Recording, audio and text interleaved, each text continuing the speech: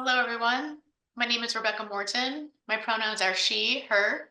I am the Director of Artist and Studio Programs here at Baltimore Clayworks, and we are thrilled that you all have joined us. I would like to acknowledge that I am joining from my office located on Piscataway and Susquehannock land, currently known as Baltimore, Maryland. It is my pleasure to welcome you to our virtual studio artist talk given today by Kelsey Bowen. Kelsey Bowen grew up in California foothills, spending summers making up stories and picking thistles from her socks. Her figurative sculptures are inspired by emotion, metaphors, and childhood memories, and storybooks, themes that she used to create a narrative caught between whimsy and disquiet. She moved to Montana in 2017, where she was an artist in residence at the Red Lodge Clay Center and an instructor at the Rocky Mountain College. Her ceramic work has been exhibited internationally and in galleries from coast to coast.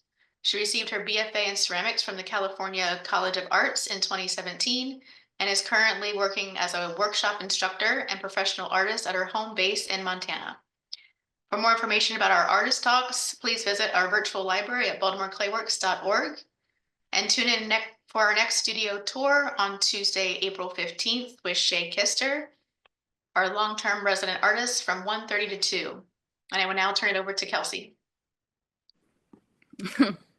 Hi, everybody. Thanks for coming, and Baltimore Clayworks, thank you so much for having me. All right, so we're just going to jump in. For those of you that are familiar with my work, you'll recognize some of the pieces that I've been posting over the years. Those of you that are new to my work, here's just a sample of something a little more dark and twisted of what I make, but my figurative ceramics, most of the things that we'll go over or look at will be underglazed. And if any questions come up about surface or technique or anything, more than welcome to ask those when we do the Q&A. So if you make a little note, I'll answer just about anything. Okay, I'm gonna throw us back to the first piece that I made. Here's my, what is it, like my artist shot from 2010, I think. I made this carousel horse in high school. I was very, very proud of it. I think this picture maybe is from like a Razor cell phone or something.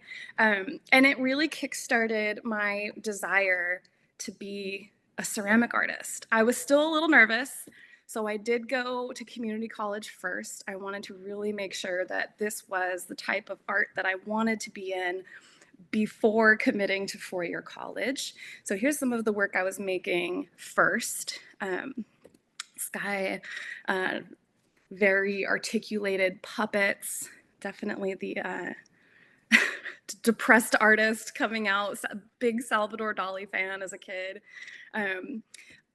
Community college went great. I loved working in clay, so I pulled the trigger and I moved to Oakland, California to attend the California College of the Arts. I helped pay for my tuition through work study. It was great. If any of you are students, highly recommend. My main duty was to recycle 2,000 pounds at a time of clay. It was a whole thing. When I recycle clay now, I can still smell the chamois that you get out of recycled clay. If you haven't enjoyed that before, someday you'll think of this talk. Here's one of the first pieces that I created once I started at CCA. This was a portrait of my grandmother, who I was very, very close to. She had Alzheimer's kind of starting as I went to school. So I was still making my articulated figures, kind of getting close to the toy market there, but with a heavy feel. So this is my grandmother, and then in her hands, she's holding a small picture of herself as a child. And I carry that picture with me and all that. She's pretty dang cool. I really focused on full figures, full human figures for the first, basically for the entire time that I was at CCA. This is a shot from my senior show. So I have this life-size kiddo on a stool. Here's another piece that I thought came out really good. I had made this at the time that there were like counterfeit life vests being sold to people that were trying to seek refuge in other countries, and they were obviously not working. So there was a lot of loss, and there was a lot of children being lost, and it was just really powerful. And that's what I think I was making work about beginning, was things that were affecting me. Usually stories from outside news, just because things have been crazy for a long time. So this is one of those pieces that I made, just trying to process some of that. I didn't actually make my first rabbit-headed figure until my very last semester of school. It was a quick exercise. I was overtired working on my senior show. I was like, you gotta go home. I had an hour, and I thought, make something for an hour and then go home. And this is what came out, is this little bunny jumping onto a bear trap. Lovely. And it blew my mind. So when I graduated and I went to my residency, my first residency, the Red Lodge Clay Center, you literally live in this house for your short-term residency. It was amazing. I made figures still similar to what I was making. So here's these two gals sharing soup. This figure I still love. Something kind of interesting about her. What I really wanted to work on was animals, because I love making animals, and it's not something that I did as confidently or as much while I was in school. I think a lot of you can relate to how confusing school can be, and I just couldn't tap into what I really, really wanted to do. But once I came to the Clay Center, that's when it kind of burst open for me. And here's one of the first pieces that I made while I was there. So enter the bunny characters. Getting into the details is what started to recapture my excitement, like fur texture and eyeballs, like the tiniest details that I could include. This all led to my first series, which I do not have an eloquent name for it. We'll call it the Dead Rabbit series. Sorry in advance. I created portraits of each of the rabbits I had as children, and then I kind of illustrated the way that they had died. And I was kind of think Ghastly Grim Tinies. If you haven't read that book, it's amazing. But it's a very dark, like all of these ways that these Victorian children are passing, and it's hilarious. But so I have like my boy Rocky here in front of my, I believe that was crocheted for my birthday, or not crocheted, but needlework on the day I was born. Little Rocky, who overheated. So here he is in his sweater, fanning his face. Harvey, the big white rabbit, who had an abscessed tooth. And then Clyde, my unfortunate little guy who, well, he had cancer and he was not neutered. So you can kind of take that where you want. They really pushed my excitement into characters farther. Like, oh man, I can make a little person, a little critter, and they can act out stories or ideas. So like this with the fighting, I was thinking about couples or siblings or partners that like fight. So this piece, Round and Round They Go, with these coyotes. I could also tap into personal memories, personal things to myself. And the more personal I got, the more relatable the piece became, which I'm still boggled by that. I think that's fascinating.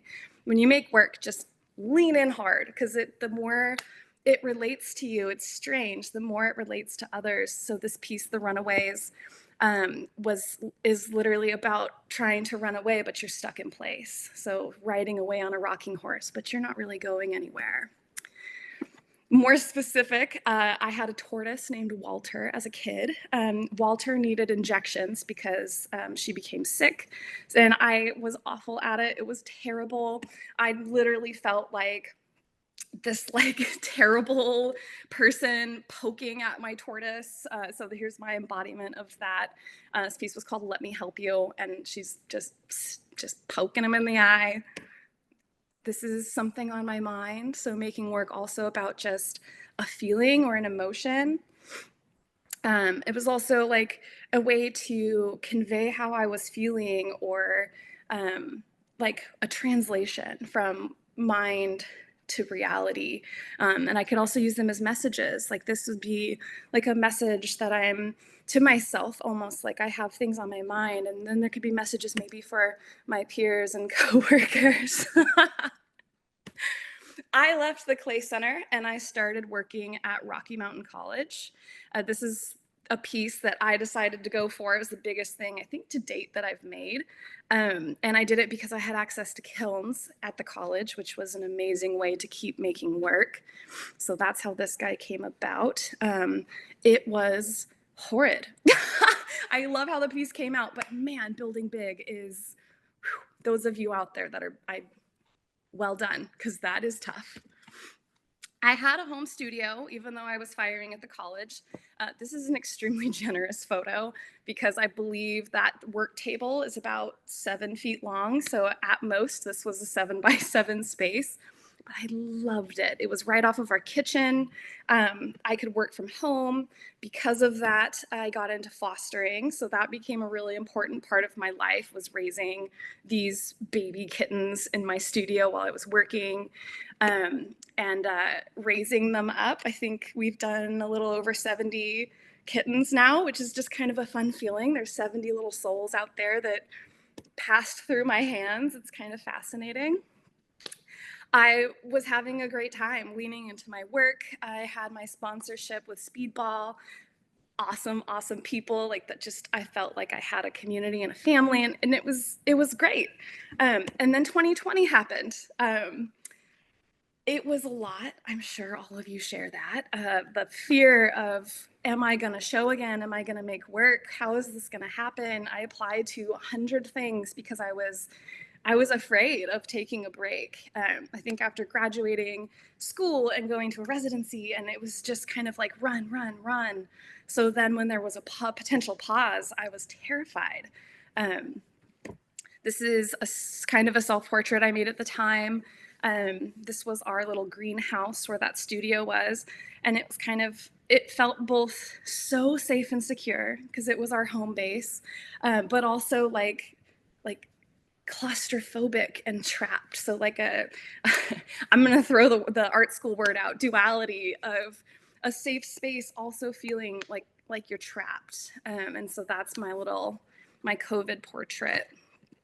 One of my favorite pieces to come out after surviving COVID. Obviously, we were all fine.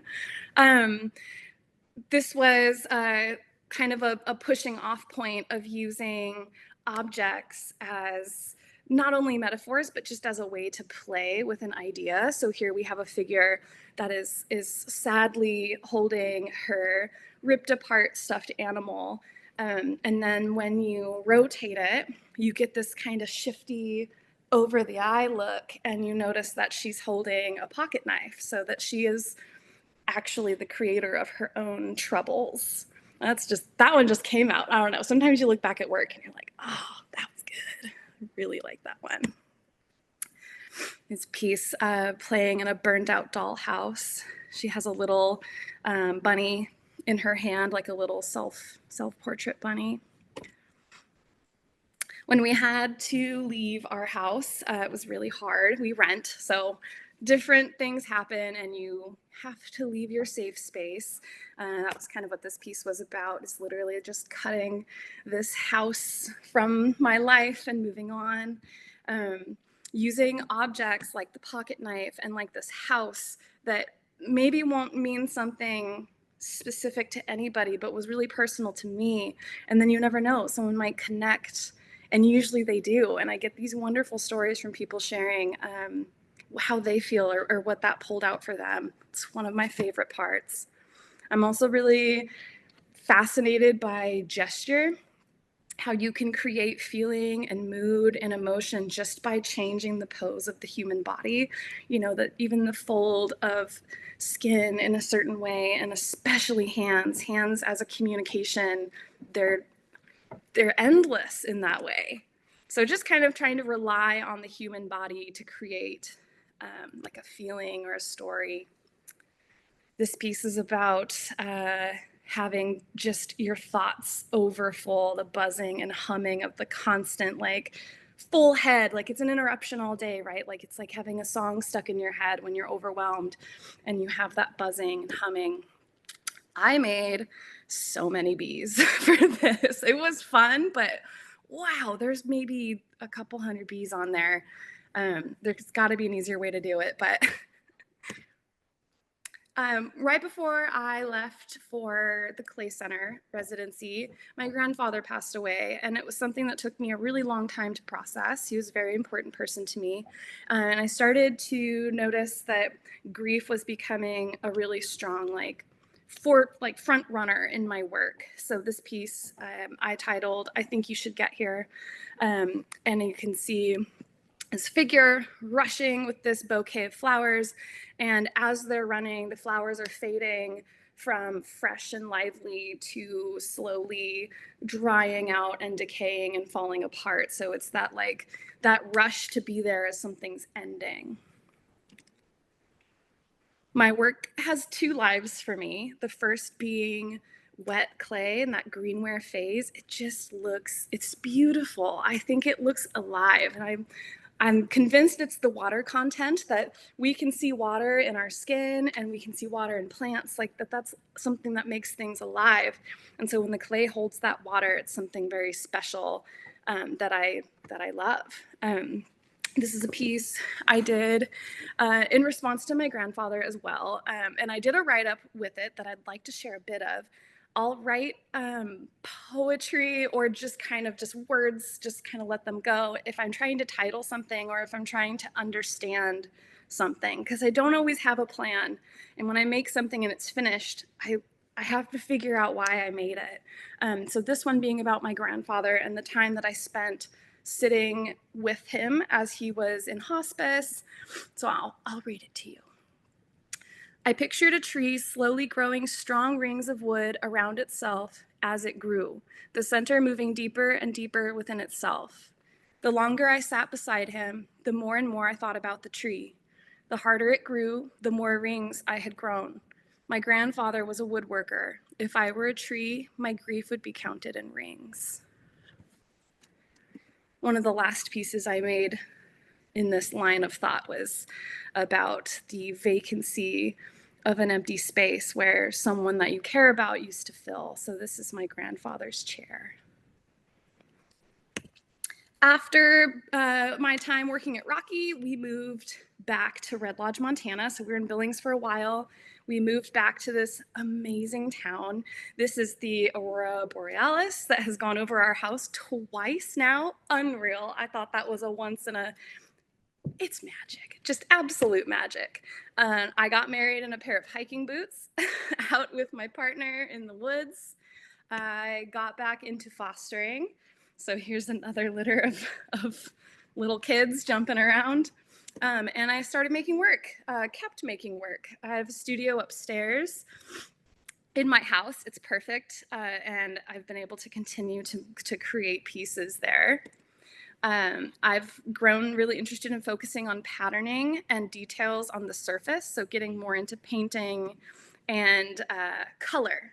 Something that I wasn't always into as more of a graphite, like when I would draw, it was always black and white. And so color's been kind of a fun thing to jump into and explore. It kind of feeds that illustration itch that I get.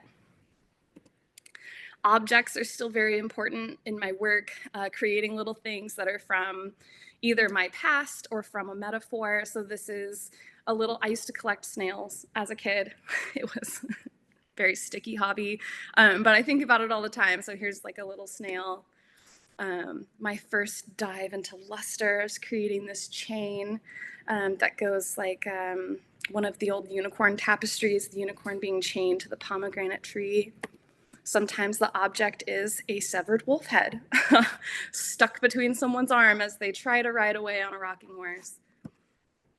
This little white butterfly is an idea that has kind of been sticking into my head lately. It makes me think of like the little white lie, like this little soft lie, and that'll pop up later.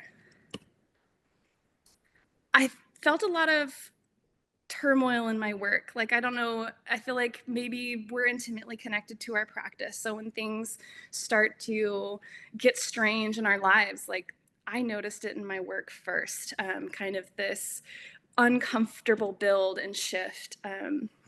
I made this piece. This is about being like in a one-sided relationship. So I'm bringing these roses again, running with this bouquet of flowers and trying to get there as fast as you can. And all of the cuts from picking those roses, and then coiled within them is this black snake. And that's kind of like another secret. And inevitably, it did kind of fall apart a little for a while there. I had a big struggle with family. I lost a lot of family members, and it killed my creativity for a long time. I took quite a break. I finished a couple pieces that I had, and the messages and the metaphors completely changed. So this piece, my rabbit with the severed wolf head, went from being two figures that were going to be stitching the rocking horse back together as it was ripping, became this figure riding away with its like conquered prize, but wiping a tear out of its eye, kind of like the was it worth it? This piece was called Can We Go Back? This piece I made in response directly to my father's passing. So during this time, my father took his life. It was really hard. So this is the piece that kind of came out, and it was the last thing I made before taking my big hiatus, because I think a lot of you can relate. The worst thing you can do when you're not feeling great is sit quietly upstairs working on your stuff, thinking about it all. So I had to step away.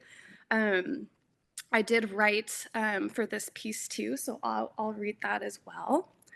Um, Death was like the empty field where mist still curled and crept and loomed. Those left behind like secrets kept, confessions disbelieved. Shame is a building catalyst, a shadow in the grass, a darkness like a breath held until uncoiling strikes. Death was like the left behind. Vacancy stretching open like a mouth over teeth that tore and ripped, where sorry was a whispered choke over feathers swallowed dry. On my hiatus, I continued to make things, though at the time I didn't see it as work. I was gathering found objects, little trinkets and bits. That's like my jam, tiny things, and creating these dolls, sewing them together. Tiger's one of my favorites. So I would use scraps of my dog's toys. So these are various bits and pieces of colored dog toys and fabric, a little porcelain goose, just little things. And this really kept my hands and my mind busy. And even though at the time it didn't feel productive, which has been a really tough word for me, productive, like I feel like you have to be doing something, which isn't true if you're healing. Take this from me, even though I don't feel it myself. You need time. You need time. And so taking that time did actually come back into my work as I've sort of stepped back into my practice. I have started kind of pulling in the same idea. So the fabric and the thread. So here's this goat that's chewing apart her glove. And I made the fingers really red and raw because I wanted to talk about chewing your cuticles or your fingernails when you have anxiety, that anxious sort of bad habit.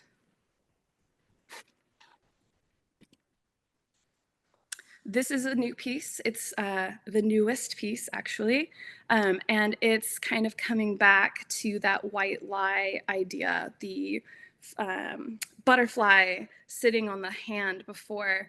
And so with this piece, I was thinking originally where this stemmed from was learning, I don't know if you guys have heard this like animal fact that butterflies drink blood. Like if there's blood on the ground, they will drink it. It's very fascinating. And that little idea was just kind of in the back of my head. And then I think the piece just kind of happened. And then I had to think about what it meant. And for me, it's like trying to snip away at little white lies. Like you're trying to cut through things and understand and remove the veil. And she's like kind of catching herself and creating these like cuts in her body as she's trying to figure out how to sort through all of this, which is can look dark. I know a lot of my pieces kind of have like an underlying funk, a little like shadow. sometimes that's the focus for me, but usually there's something else in there. So trying to not go too dark, though I will say the blood drop just it just came out in this. I'm very like excited about it. I do have a picture of kind of my final, not final, my first most recent piece that's going to kind of launch into my next um, ideas. So this is unpainted. It has been fired since this, but it is sheep dressed as wolves and wolves dressed as sheep, and they're fighting each other. But since they're both dressed up, they're confused. So there's sheep biting sheep and wolves biting wolves, and it's kind of just this big, intense scramble together. Definitely the hardest thing I've made to date.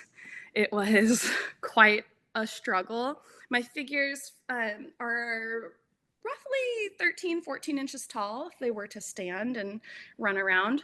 Terrifying idea.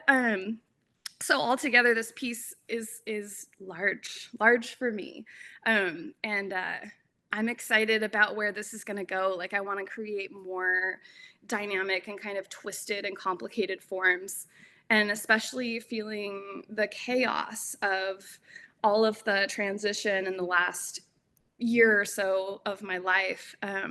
All that energy is ready to come out, which is as exciting as it is kind of nerve wracking. So I'm kind of excited for that next chapter and to kind of see what comes of this.